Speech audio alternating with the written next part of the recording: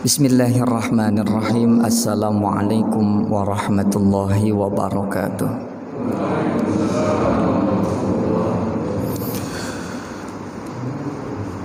Alhamdulillahil jabbar al-qahhar al-aziz al-ghaffar mukawwirul laili wan nahar tadhkiratan li ulil albabi wal absar. Ashhadu an la ilaha illallah wa ashhadu anna Muhammadar Rasulullah.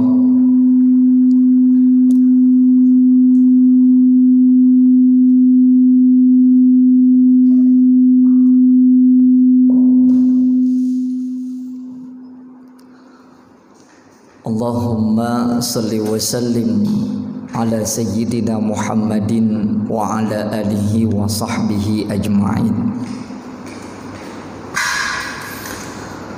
Qala Allah Ta'ala fi kitabihil aziz, Inna Allaha ya'murukum an tu'addul amanati ila ahliha. Wa qala Rasulullah sallallahu alaihi wasallam an Abi Hurairah radhiyallahu anhu anna Rasulullah sallallahu alaihi wasallam qala ayatul munafiqi thalathun idza hadatha kadzaba wa idza wa'ada ahlafa wa idza atumina khana. Muttafaqun alaihi. Sadaqallah wa sadaqa rasul. Yang sama-sama kita hormati pengurus DKM Masjid Al-Hidayah Klaster Topas Permata Cimanggis beserta para jamaah, mudah-mudahan salat kita, doa-doa kita, segenap ibadah kita dikabul, diterima seluruhnya oleh Allah Subhanahu wa Ta'ala. Amin ya rabbal alamin. Alhamdulillah, atas izin Allah, pada kesempatan episode Ahad subuh di bulan Agustus 2020 atau dalam penanggalan hijriahnya di bulan Dzulhijjah, penghujung akhir tahun 1441 Hijriah. Karena beberapa hari nanti, ya, hari Kamis kurang lebih, ya, jatuh kita pada tahun baru Hijriyah. Kita masuk pada bulan Muharram 1442 Hijriyah. Mudah-mudahan kebersamaan kita pada pagi hari ini, di mana tadi sudah disampaikan di awal oleh pengurus DKM bahwa sejak adanya pandemi COVID-19, beberapa agenda kegiatan masjid ini diliburkan sementara. Terakhir, kalau tidak salah, saya hadir di masjid ini untuk sama-sama kita mengkaji kitab Riyadhus Shalihin karya Syekh An-Nawawi, itu pada bulan Maret, ya, sekitar tanggal 15 Maret, beberapa hari sebelum kita bubar, ya, bubar dalam artian kita sama-sama menjaga jarak. Kalau dulu sawu sufufakum wa'tadilu, maknanya diartikan secara bebas, rapatkan barisan. Sekarang agak jarak-jarak, physical distancing, ya. Maka dalam rangka kita taat himbauan ulama dan umara, beberapa bulan yang lalu sempat kita tawakufkan, bahkan sampai dengan salat Jumat dan salat tarawih. Namun alhamdulillah seiring perjalanan waktu di bulan Agustus ini sudah mulai banyak kelonggaran. Memang pengajian-pengajian offline di beberapa tempat baru dimulai di bulan Agustus ini. Rata-rata di bulan Agustus, dari mulai awal Agustus. Saya mengisi di Masjid Al-Arqam, perumahan BPS, baru Ahad kemarin baru dimulai. Ya. Karena memang kita taat pada ulama dan umara. Maka mudah-mudahan kebersamaan kita pada pagi hari ini menjadi wasilah untuk mudah-mudahan Allah berikan kepada kita semua kesehatan lahir batin, dan mudah-mudahan Allah berikan kepada kita perlindungan di dunia dan di akhirat kelak. Amin, amin ya rabbal alamin. Ustaz Afan, untuk materi hari ini apa? Baik, sebelum kita memulai kajian kita dalam kitab Riyadhus Shalihin bab 25, tema kita pada pagi hari ini adalah perintah agar menunaikan amanah. Kitab ini adalah karya dari Syekh Imam An-Nawawi yang nanti kita akan syarah dengan kitab Dalilul Falihin. Namun sebelumnya mari sama-sama kita membaca surah Al-Fatihah. Mudah-mudahan kebersamaan kita di pagi ini mendapatkan keberkahan dari Allah Subhanahu wa taala, dan mudah-mudahan muallif kitab ini, baik kitab Riyadhus Shalihin ataupun kitab Dalilul Falihin, mudah-mudahan Allah tempatkan di sisi Allah yang terbaik, dan kita yang mempelajari isi kandungan dari kedua kitab ini mudah-mudahan Allah berikan ilmu yang bermanfaat untuk dunia akhirat. Ala hadhihi niyyah wa ala kulli niyatin salihah. Al-Fatihah. A'udzu billahi minasyaitonir rajim. Bismillahirrahmanirrahim. Alhamdulillahi rabbil alamin. Ar-Rahmanir-Rahim. Maliki yaumiddin. Iyyaka na'budu wa iyyaka nasta'in. Ihdinas siratal mustaqim. Siratal ladzina an'amta 'alaihim ghairil maghdubi 'alaihim waladdallin. Rabbighfir lana wa liwalidayna. Amin. Para jemaah sekalian, seperti biasa dalam kitab Riyadhus Shalihin ini, sebelum kita masuk kepada hadis-hadis, maka diawali dengan beberapa ayat Al-Quran yang berkaitan dengan bab ini. Bab al-amr bi'ada'il amanati ila sahibiha. Bab terkait perintah untuk menunaikan amanah, untuk menyampaikan amanah. Dalam kitab ini diawali dengan firman Allah Subhanahu wa taala dalam surah An-Nisa ayat 58. Ini ayat sebenarnya agak panjang, tapi memang oleh penyusun kitab ini hanya diambil sebagian-sebagian ayatnya saja, seperti dalam bab-bab sebelumnya. Jadi tidak diambil atau ditulis secara utuh, diambil ayat yang poinnya saja. Di mana dalam ayat ini Allah Subhanahu wa taala berfirman, qala Allah taala, innallaha ya'murukum an tu'addul amanati ila ahliha. Apa artinya? Artinya Allah Ta'ala berfirman, sesungguhnya Allah menyuruh kamu untuk menyampaikan amanat kepada yang berhak menerimanya. Nah, ini yang di slide adalah penjelasannya dalam kitab Dalilul Falihin. Di sini disebutkan qala fin nahar, disebutkan dalam kitab An-Nahar, ya, di mana di situ terdapat asbab nuzul dari ayat ini yang berkaitan dengan kisah Miftahil Ka'bah, kisah tentang kunci Ka'bah. Ada yang pernah dengar?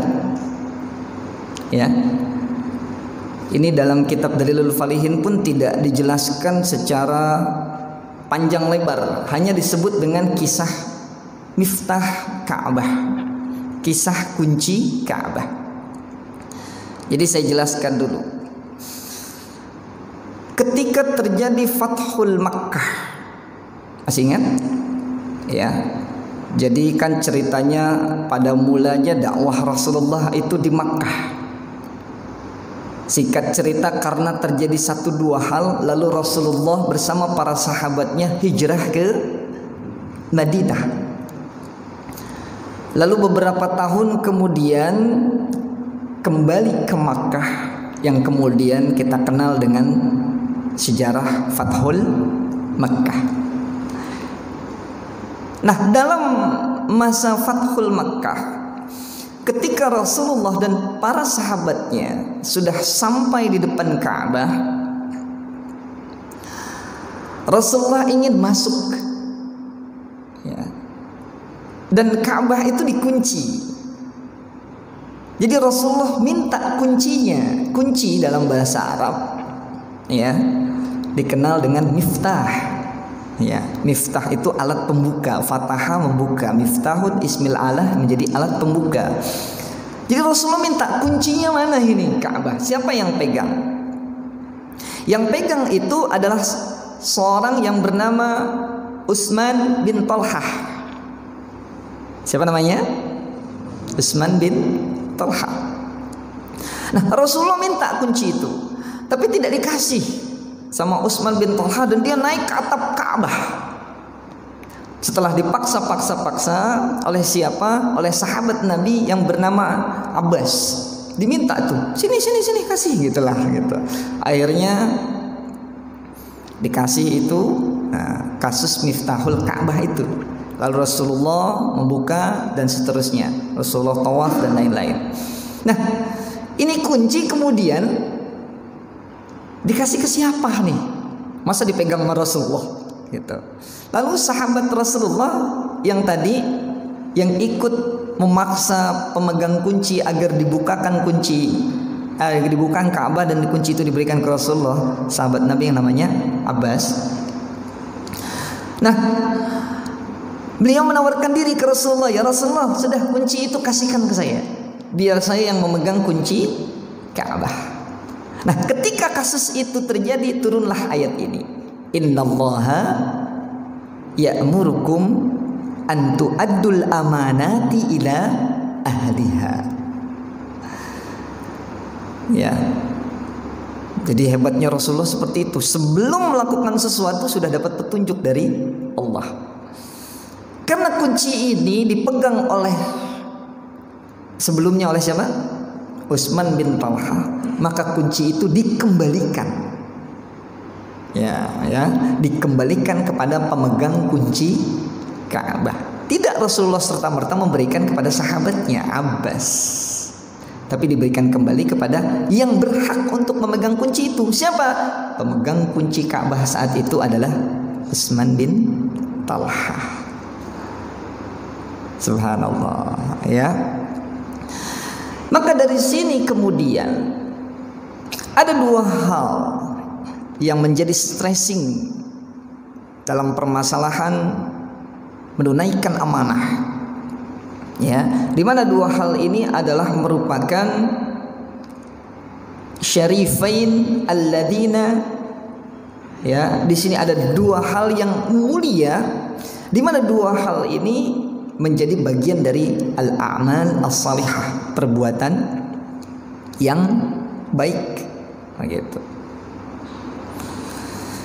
Yang pertama adalah yang tadi, ya, pelajaran dari ayat ini. Yang pertama adalah apa? ma yahtassu bihi al-insan fi ma bainahu wa baina ghairi wa huwa adaul amanah, yakni berkaitan dengan menunaikan amanah. Jadi pelajaran dari ayat ini yang pertama adalah menunaikan amanah. Dan yang kedua pelajarannya adalah apa? Untuk menetapkan hukum, ya, bil hukmi al adli al khali anil hawa, menempatkan atau menentukan hukum dengan prinsip keadilan tanpa mengikuti hawa nafsu. Itu dicontohkan oleh Rasulullah. Kalau kita mengikuti hawa nafsu, kira-kira ya itu kunci dikasihkan ke siapa? Ke sahabatnya, ya, begitu kan? Ya, kita menjadi katakanlah tokoh di daerah Permata Cimanggis misalkan.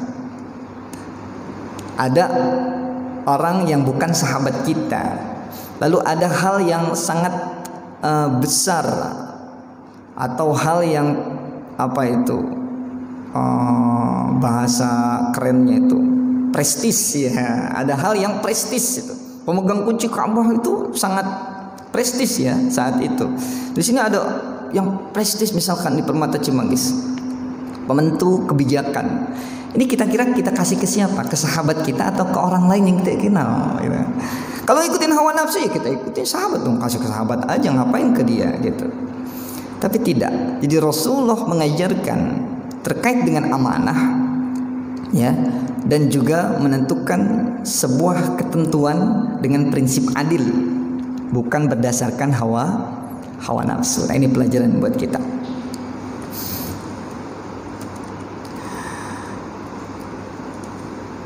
Lalu yang kedua, firman Allah dalam bab ini, wa qala ta'ala dalam surah Al-Ahzab ayat 72,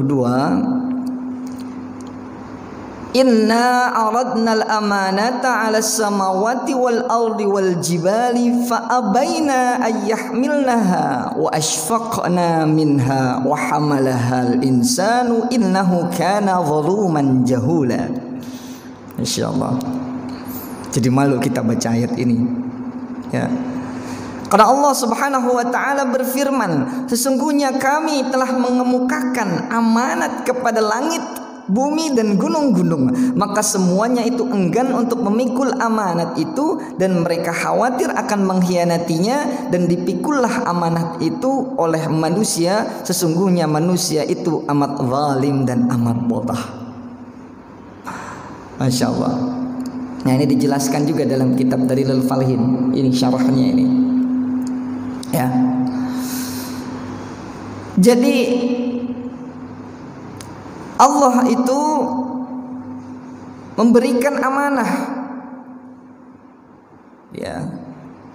Amanah dalam hal apa maksudnya? Di sini dijelaskan al-zahir annaha, yakni maksud dari secara zahir dari ayat ini agar menjalankan perintah dan meninggalkan larangan. Ya, aradul amanah ay al awamir wan nawahi. Jadi perintah untuk bertakwa. Ketika itu diberikan kepada siapa tadi? Samawat, siapa itu? Langit, wal ard, bumi, wal jibal, gunung-gunung. Dimana kalau menjalankan amanah ini, menjalankan amanah di dalam ayat ini maksudnya adalah menjalankan perintah Allah dan menjauhi larangannya. Tiga makhluk Allah ini tidak menyanggupinya. Kenapa? Karena ada konsekuensinya. Apa konsekuensinya dalam kitab ini disebutkan? Patutsabu in ahsanat wa tu'aqabu in asa'at. Akan mendapatkan pahala kebaikan dalam perbuatan kebaikan artinya kalau dilakukan akan mendapatkan balasan atau ganjaran pahala. Dan kalau sebaliknya tidak dilaksanakan atau berbuat yang berseberangan dari itu, maka akan mendapatkan iqab, sanksi, dosa dari Allah Subhanahu wa taala. Enggak sanggup ya keduanya untuk memikul amanah itu, untuk menjalankan perintah-perintah Allah dan menjauhi larangan-larangannya. Dalam kitab ini disebutkan juga wadzalika biidraki, padahal bagi Allah Subhanahu wa taala hal yang sangat mudah untuk bisa mengizinkan langit, bumi ataupun gunung-gunung untuk bisa melaksanakan perintah-perintah Allah dan menjauhi larangan-larangannya. Misalkan ya dengan batu, ya batu bisa untuk qad sabbaha, bisa untuk melakukan tasbih. Batu itu bertasbih kepada Allah Subhanahu wa ta'ala. Akar-akar pepohonan pun bisa melakukan hal-hal yang diperintahkan oleh Allah Subhanahu wa ta'ala. Padahal bisa-bisa saja, tapi ketika makhluk Allah ini tidak menyanggupi untuk menerima amanah, lalu kemudian ada sosok makhluk Allah di sini yang disebut dengan al-insan. Siapa insan? Ya kita ini. Ya, yang apa itu dipikul manusia itu amanah itu. Sesungguhnya manusia itu amat zalim dan amat bodoh. Masya Allah. Jadi ayat ini sebenarnya ingin memberikan penegasan kepada kita semua bahwasanya Allah memberikan amanah yang tidak main-main untuk kita semua, untuk menjadi khalifah fil ardh, untuk bisa memakmurkan dunia ini dengan memperbanyak amal saleh dan menjauhi hal-hal yang bernuansa kemaksiatan. Jadi kebalikan ta'ah, ada khilafut ta'ah yal ma'siyah. Karena konsekuensinya ketika kita taat kepada Allah, maka kita mendapatkan ganjaran kebaikan. Kalau kita bermaksiat kepada Allah, maka kita akan mendapatkan malah petaka. Jadi ini ayat ingin menggambarkan amanah itu tidak main-main. Bahkan langit, bumi dan juga gunung-gunung yang kita lihat sangat luar biasa tidak sanggup untuk menjalankan amanah itu. Dan manusia itu punya kecenderungan untuk berlaku zalim dan memiliki kelemahan-kelemahan. Nah, maka mudah-mudahan dari kedua ayat ini, ya Allah sudah berikan amanah kepada kita, maka mudah-mudahan amanah itu bisa kita laksanakan dengan sebaik-baiknya. Baik itu amanah dari sisi kegiatan kita sehari-hari, ada yang diamanahkan menjadi pengurus DKM misalkan, atau di kantor sebagai pegawai, atau jangan-jangan direkturnya gitu di perusahaan tersebut, atau menjadi pengurus, jadi RT, RW, lurah, camat dan seterusnya. Maka amanah itu harus dilaksanakan. Atau amanah dalam makna yang lebih luas, yakni amanah yang bermakna ketaatan kepada Allah Subhanahu wa taala. Allah sudah berikan amanah untuk kita untuk taat kepada Allah Subhanahu wa taala. Ya, seperti itu. Baik, selanjutnya kita masuk kepada hadis yang pertama.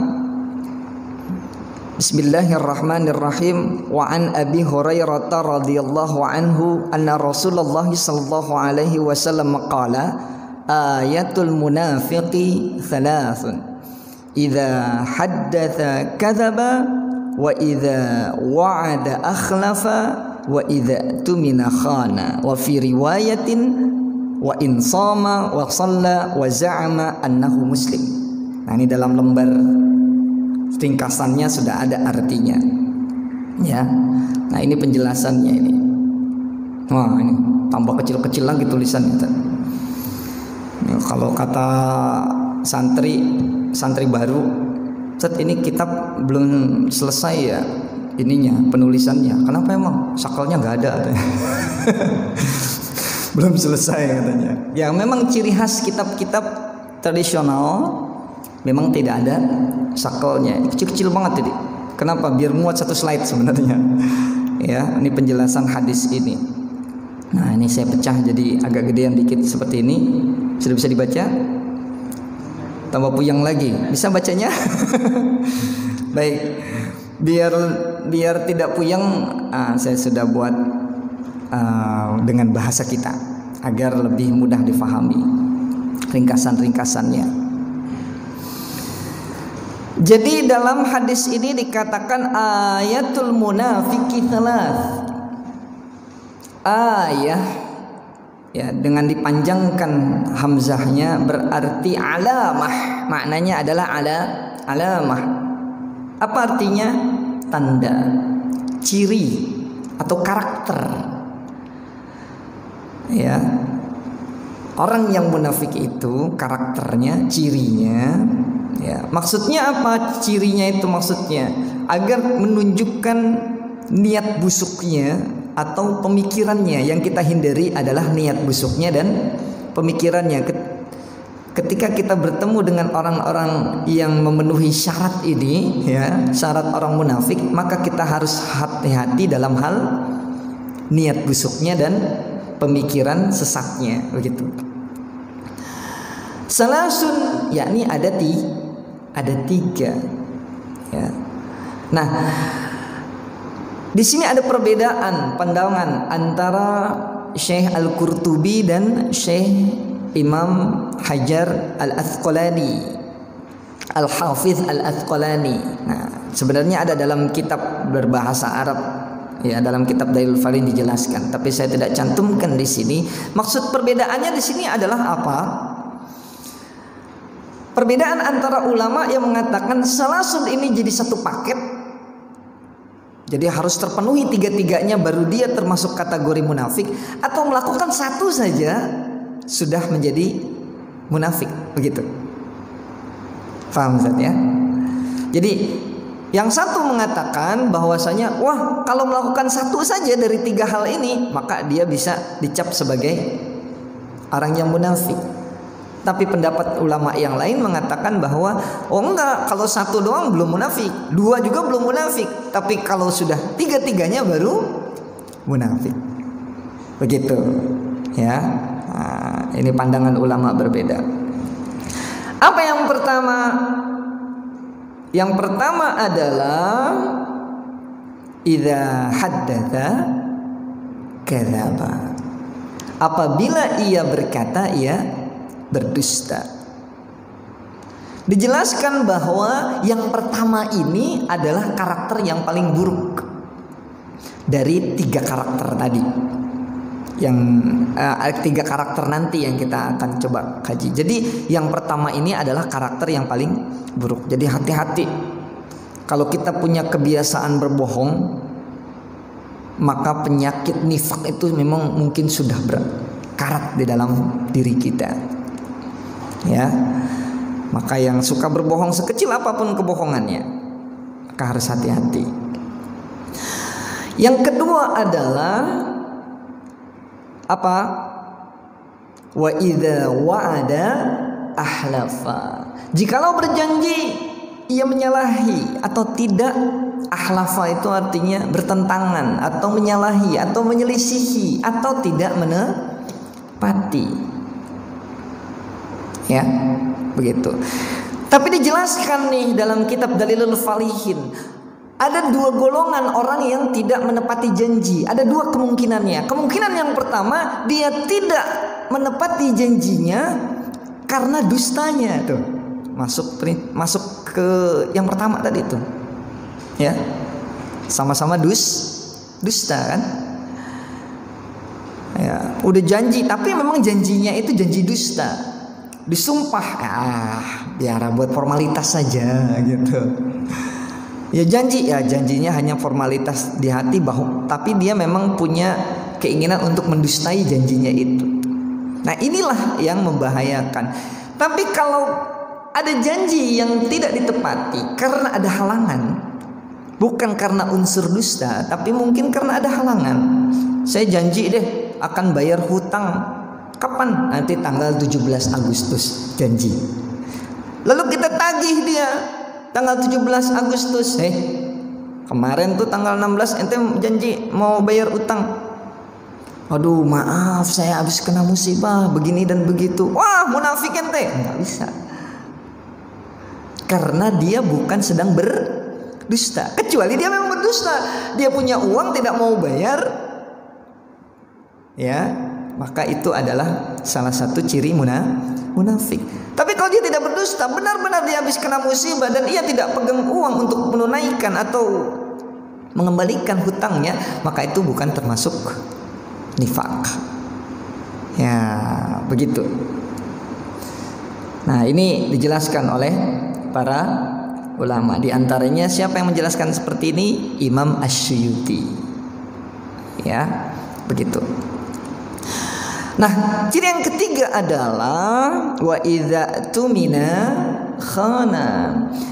Jika orang ini diamanati sesuatu, dipercayakan kepadanya sesuatu untuk memegang amanah tersebut, lalu ia berkhianat. Diminta untuk memimpin, membawa arah perbaikan, tapi yang dia lakukan adalah mengkhianatinya, artinya berkebalikannya. Nah, ini adalah ciri kemunafikan, orang yang bersifat munafik. Kenapa kok hal ketiga ini disebutkan secara khusus? Padahal ini kalau dikaitkan hampir-hampir mirip dengan ciri yang pertama dan yang kedua. Karena ini menyalahi konsepsi umum, sehingga ciri orang yang munafik itu bisa kita perluas. Jadi ciri orang yang munafik itu adalah ketika menyalahi konsepsi umum, begitu. Ya, menurut ulama yang menjelaskan begitu. Kan amanah itu harus disampaikan, begitu ya. Maka ketika amanah itu tidak disampaikan, maka dia munafik. Kan bicara harus jujur. Ketika dia tidak jujur, maka dia munafik. Paham ya? Seperti itu. Janji itu kan harus ditepati. Kalau janji itu tidak ditepati, maka dia munafik. Maka setiap hal yang melanggar konsepsi umum, yang melanggar sesuatu yang harus dia lakukan tapi ia tidak lakukan, maka itu termasuk ciri dari orang yang memiliki sifat munafik. Jadi hati-hati. Jadi kita harus melakukan A, maka lakukanlah A. Ketika kita harus berkata ini adalah benar, maka katakan itu benar. Karena kalau ini adalah benar lalu disalahkan, itu adalah ciri orang yang munafik. Atau kebalikannya, ini salah lalu dibilang benar, maka itu juga ciri kemunafikan. Jadi apapun yang menyalahi konsepsi umum, yang menyalahi kaidah umum, yang menyalahi aturan, maka bisa dimasukkan kategori ciri dari orang munafik. Meskipun yang disebutkan di sini secara zahir hanya 3. Apa saja? Idza haddatsa kadzaba wa idza wa'ada ahlafa wa idza tumina khana. Ini dalam riwayat Imam Bukhari. Ada juga dalam kitab Sunan At-Tirmizi dan juga Nasai. Nah, bagaimana redaksi tambahan dari Imam Muslim dalam kitab Sahih Muslim? Ada tambahannya di situ. Apa tambahannya? Wa in shoma wa shalla wa za'ama annahu muslim. Sekalipun orang itu berpuasa, sekalipun orang itu melaksanakan salat. Maknanya adalah sekalipun orang yang memiliki 3 ciri tersebut mengerjakan amalan-amalan orang beriman, tapi dia melakukan juga 3 hal tadi yang tadi kita sebutkan di atas, maka dia bisa termasuk dalam golongan orang-orang yang munafik. Jadi hati-hati, ya, begitu. Bahkan sekalipun banyak orang mengatakan kepadanya, oh dia itu orang baik, apa buktinya? Rajin ke masjid, rajin sedekah, bahkan dia berhaji loh, sudah dapat titel Pak Haji. Masa sih dia jadi orang munafik? Bisa-bisa saja, kata Rasulullah Sallallahu Alaihi Wasallam dalam riwayat Imam Muslim. Ya, nah, bahkan dari hadis ini ada 2 pendapat ulama. Ulama yang satu mengatakan ketika orang sudah menjadi munafik tulen, maka cenderung ia bisa dimasukkan kategori orang yang kafir. Nauzubillah min dzalik. Tapi golongan ulama yang lain, pendapat yang lain, oh tidak, ya, tidak termasuk langsung otomatis menjadi orang kafir. Tidak, ya. Kenapa? Karena punya prinsip kemaksiatan tidak menyebabkan khurujul iman, tidak menyebabkan keluarnya seseorang dari keimanan. Begitu. Maka kita harus hati-hati. Hati-hati dalam hal apa? Ada 2 hal kehati-hatian kita. Yang pertama adalah kehati-hatian kita terjebak kepada pemikiran dan niat busuk dari orang-orang munafik. Ya. Jadi kita tidak mudah terbuai dengan pencitraan dari sosok-sosok manusia. Karena manusia itu bisa saja menampakkan dirinya sederhana, bisa saja menampakkan dirinya orang baik dengan pencitraan sedemikian rupa. Tapi hati-hati. Ya, bahkan saja bisa dia mencitrakan, oh foto cekrek ketika sedang umroh, cekrek ketika sedang sholat, cekrek ketika sedang bersedekah. Maka kita harus hati-hati dengan niat busuk dan pemikirannya. Ini yang dikatakan oleh ulama dalam kitab Dalilul Falihin. Jadi kehati-hatian kita terhadap orang-orang munafik. Kenapa? Karena orang munafik itu ibarat musuh dalam selimut. Kalau melawan orang kafir itu jelas musuh, kafir harbi misalkan. Jelas dia memusuhi Islam kok. Ya. Tapi kalau munafiknya ini yang repot, sholat bareng kita dan lain sebagainya. Ini yang bahaya, musuh dalam selimut, tulang dalam daging. Makan ikan lagi enak-enaknya, tahu ketelan tulang, ya ini yang repot.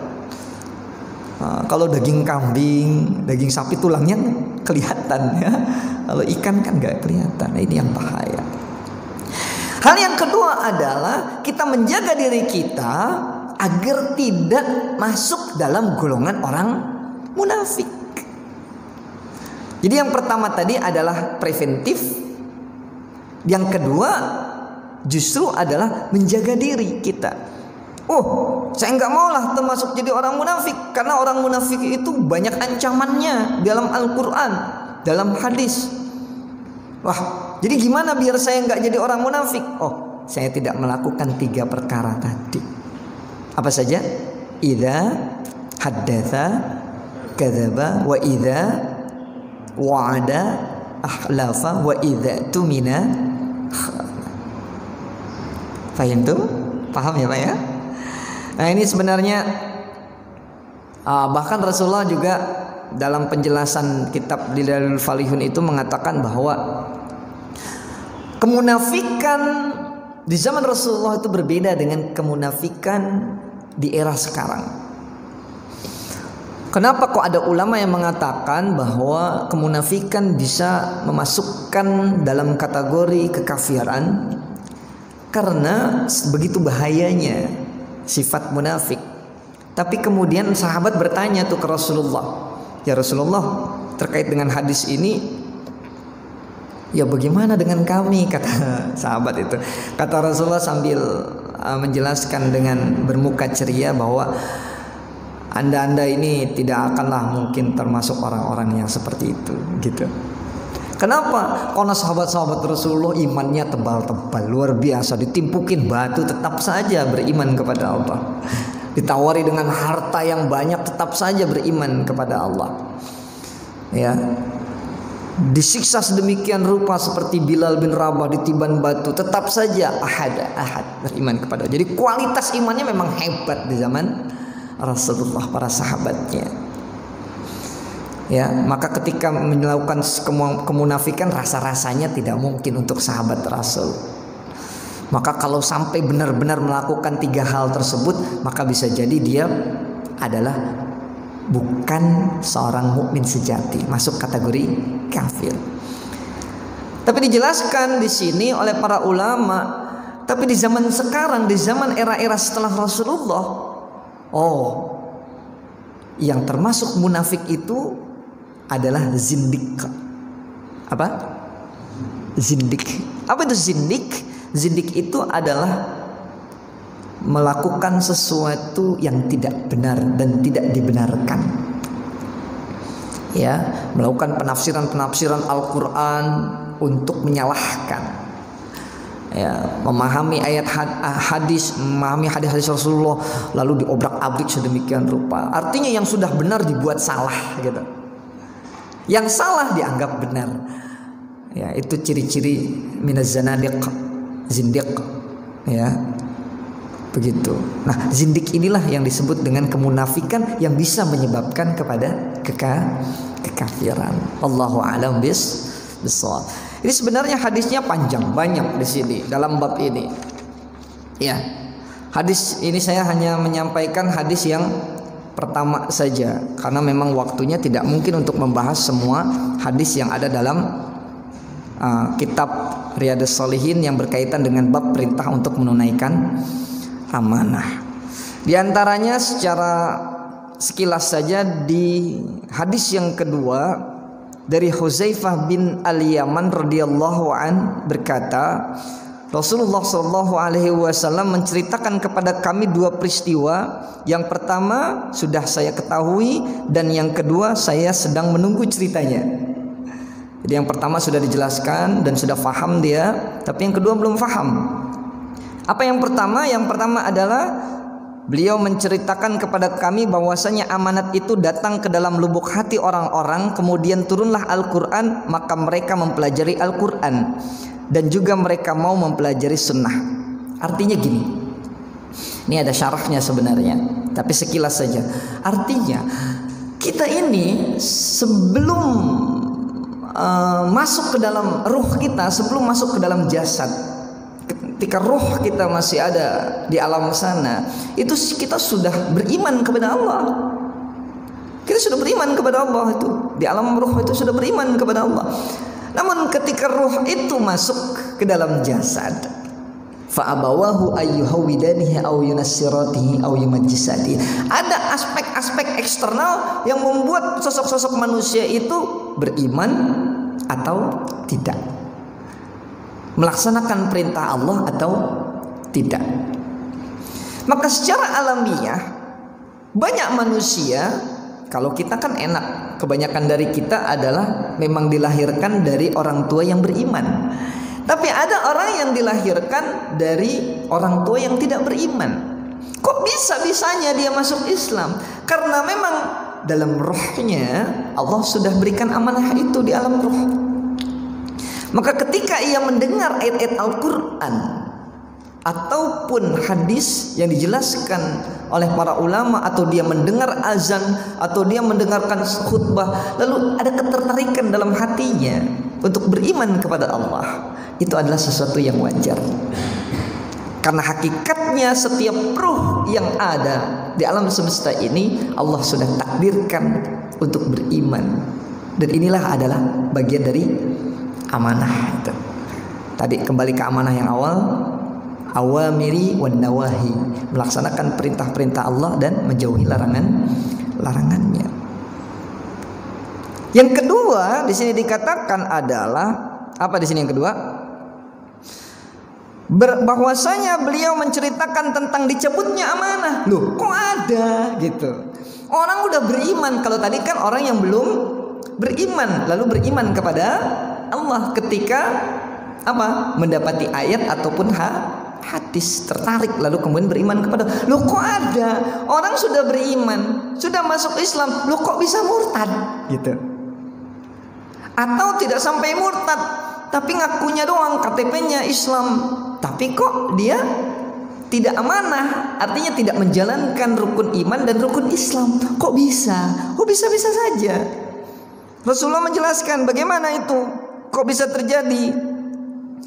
Ya, tentang dicabutnya amanah, beliau bersabda, seseorang sedang tidur, kemudian tercabutlah amanah itu dari hatinya. Jadi mulai kapan itu terjadi? Saat tidur. Gara-gara apa? Di dalam kitab Tahlil Falihin itu dijelaskan, gara-gara ia melakukan kemaksiatan, gara-gara ia melanggar perintah Allah, gara-gara ia tidak menjalankan perintah Allah. Lalu kemudian ketika dia tidur, Allah cabut itu amanah sedikit demi sedikit. Makanya orang itu kalau yang tadinya saleh lalu kemudian melakukan kemaksiatan, biasanya enggak langsung melakukan kemaksiatan yang besar, melakukan yang dikit-dikit dulu, kecil-kecil dulu, begitu ya. Jadi setiap tidur diambil sampai nilai amanah itu semakin sedikit gitu, sampai tersisa sekepalan tangan. Lalu kemudian Rasulullah mengibaratkan kepalan batu atau tanah, sekepalan tanah itu ya, sekepalan tangan Rasulullah. Lalu Rasulullah injak di sini itu sampai tersisa tinggal dikit-dikit saja itu dalam hatinya. Makin semakin sedikit makin besar sifat kemunafikannya. Jadi kita harus hati-hati tuh. Makanya sebelum sholat tidur tuh ya biasanya kita membaca doa. Bahkan dalam hadis yang sahih dikatakan kebiasaannya Rasulullah itu sebelum tidur membaca surah apa tuh? Surah Al-Mulk. Ya, membaca surah Al-Mulk. Waduh, kapan tidurnya surah Al-Mulk mungkin ya kalau sudah ngantuk kerja. Ya minimal baca Kulhu Falak bin Nas gitu. Ya, lalu membaca apa itu? Ayat kursi dan lain sebagainya. Untuk mempertebal keimanan kita. Karena khawatirnya ketika kita tidur Allah cabut nilai keimanan kita sedikit demi sedikit sampai tinggal debu-debu saja itu yang menempel. Yang berkarat dalam hati kita justru adalah sifat kemunafikan. Ya. Bahkan di sini ada ilustrasi, di sini dikatakan tuh ada si fulan dianggap adalah orang baik gitu, ya. Dipuji-puji alangkah sabarnya, alangkah cerdiknya, alangkah pandainya. Tapi padahal di dalam hatinya tidak ada sedikit pun rasa iman walaupun sebesar biji sawi gitu.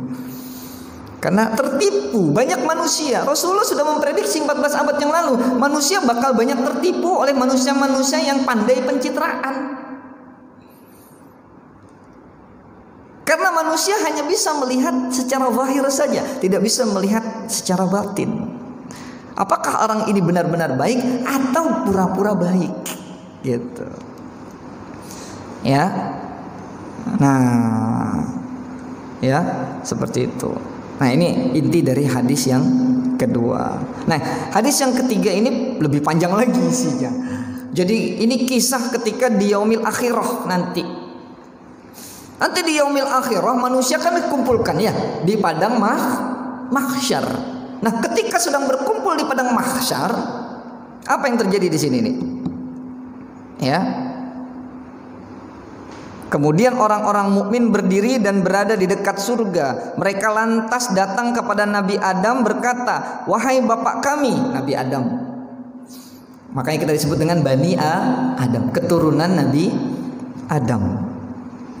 Ya. "Bukakanlah pintu surga itu untuk kami." Kan surganya masih ditutup. Ya, surganya masih ditutup. Jadi orang beriman sudah mau masuk surga, tapi surganya masih ditutup. Datang ke Nabi Adam.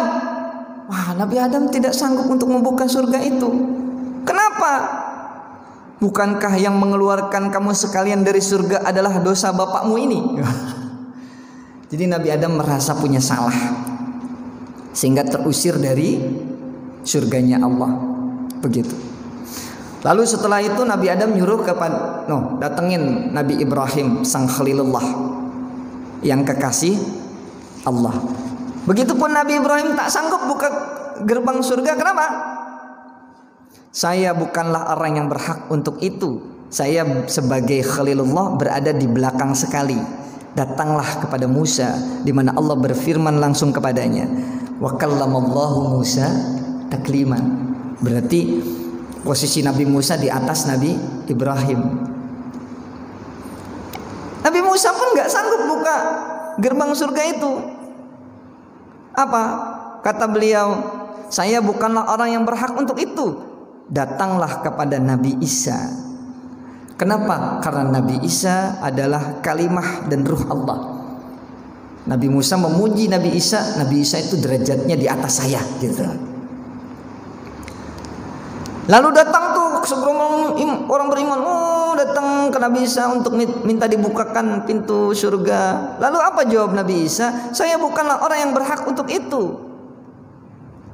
Karena menurut Nabi Isa ada yang lebih berhak lagi, yang derajatnya lebih tinggi dari saya.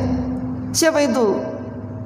Kepada Nabi Muhammad sallallahu alaihi wasallam.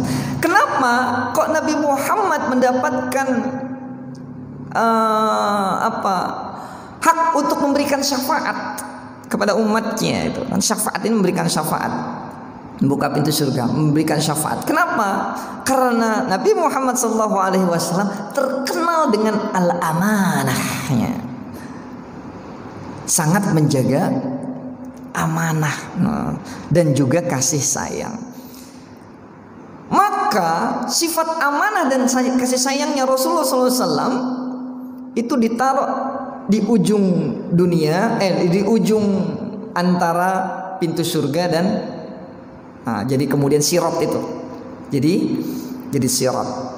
Makanya ada yang berangkat seperti kilat, ada yang seperti angin, ada yang berlari cepat, ada yang jalannya merangkak, tapi ujung-ujungnya masuk surga. Tergantung amal perbuatannya. Bahkan ada yang sedang jalan pelan-pelan kecebur ke neraka. Tergantung amalan perbuatannya. Jadi yang membuat istimewa Nabi Muhammad SAW dibanding nabi-nabi yang tadi sudah disebutkan, diantaranya adalah karena Rasulullah SAW memiliki sifat yang sangat amanah dan juga dengan penuh kasih sayang.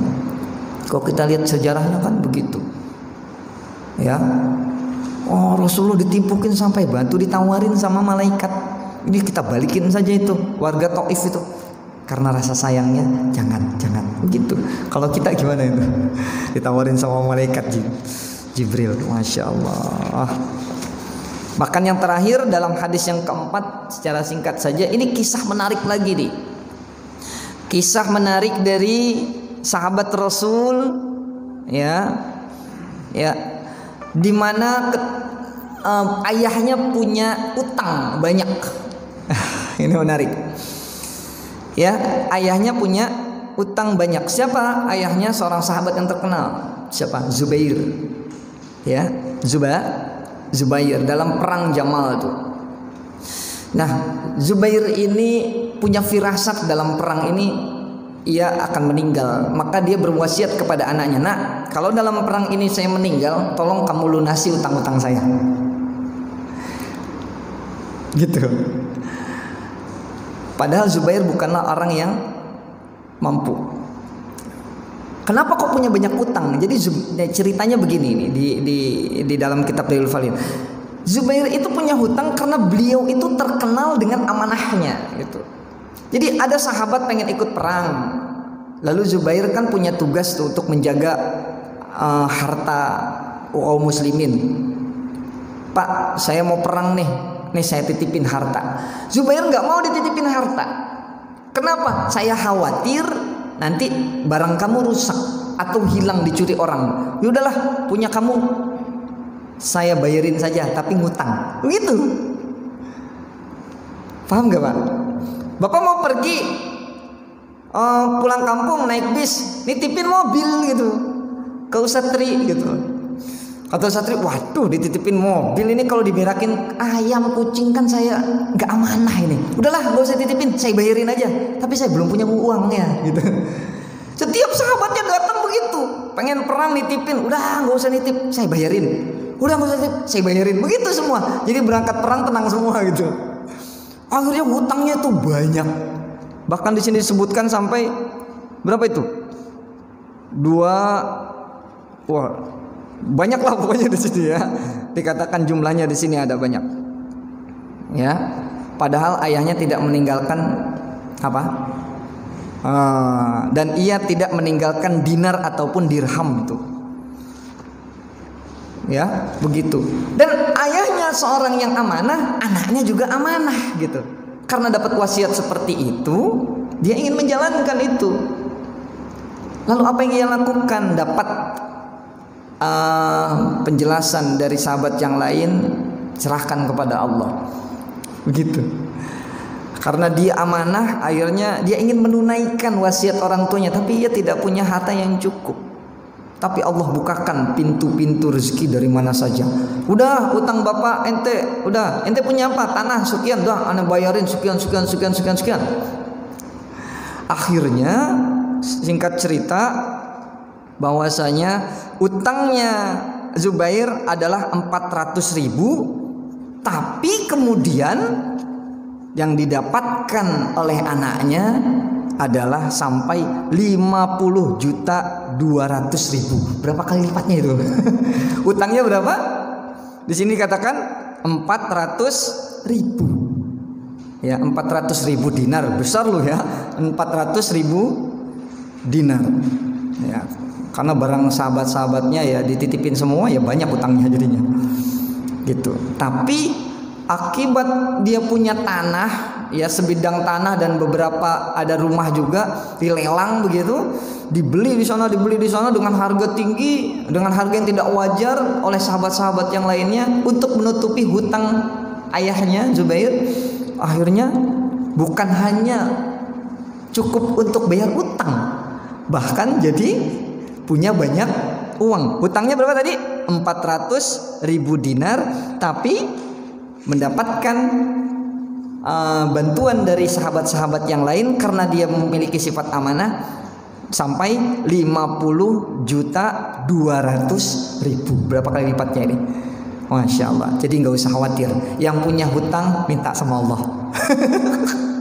Ya, Allah akan kasih jalan keluar. Wallahu a'lam bishawab. Mohon maaf ya, sudah jam 6:11. Ya, syuruknya sepertinya sudah masuk. Tapi mungkin kalau ada pertanyaan ya tafadhal silahkan. Tafadhal.